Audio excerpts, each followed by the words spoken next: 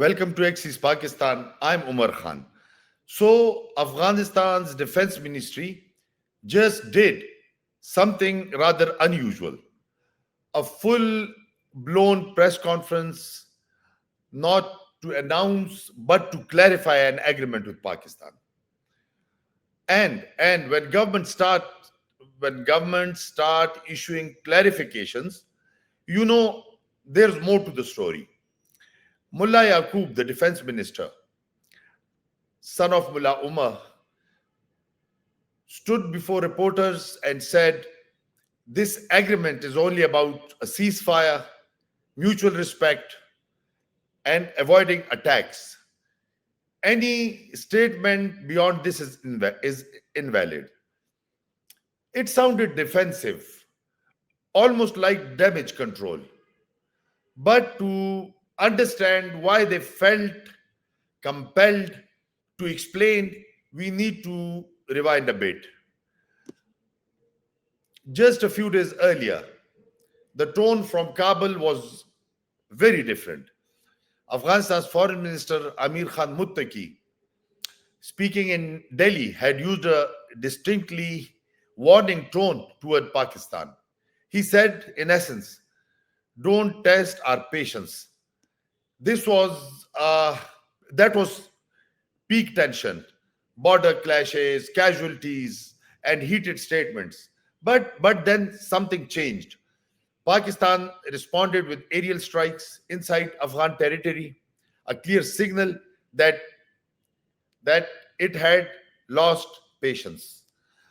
And suddenly the tone shifted from warning to withdrawing.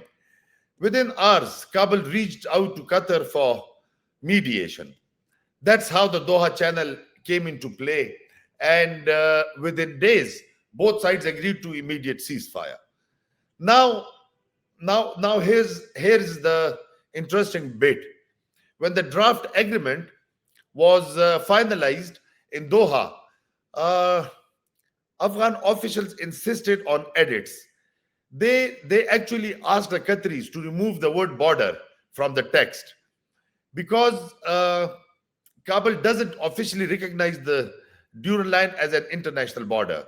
So, so even in a ceasefire meant to stop fighting, they were negotiating semantics. That's how politically fragile the relationship is. And then came the backlash. The ceasefire announcement was barely out, and Afghan social media exploded. The diaspora, particularly in the West, accused the Taliban of bending to Pakistan's pressure. Indian social media amplified it, painting the Taliban as desperate and dependent. And suddenly, what looked like a diplomatic success became a political embarrassment for the Taliban at home. So, in damage control mode, Mullah Yaqub went before the cameras to say no hidden clauses, no compromises, no talk of borders. That's how this press conference happened. It wasn't about Pakistan, it was about saving face.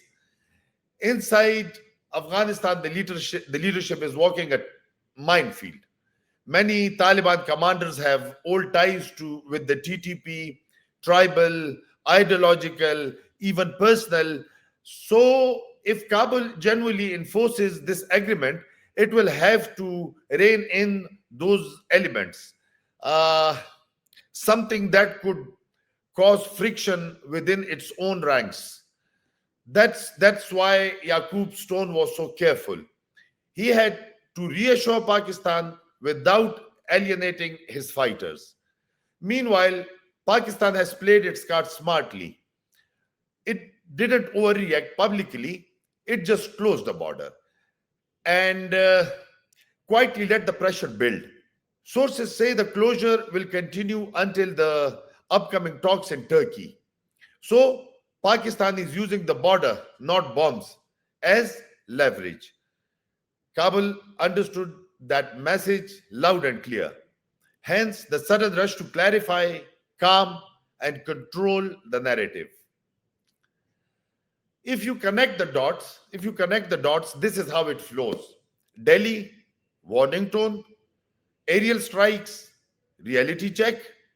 Doha, face saving diplomacy.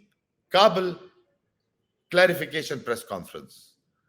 In less than 2 weeks, Afghanistan's position went from defiant to defensive, from warning Pakistan to pleading for mediation to explaining itself on national television. But the deeper story is this: the Taliban are discovering what real governance looks like. You can't run a country that same way you ran an insurgency. You can't posture abroad and still hold fragile control at home. And now even social media, diaspora activists, Indian accounts, rival factions is shaping the way the Taliban communicate policy. That's new. That's pressure then they never faced before. So yes, the clarification was diplomatic, but it was also psychological.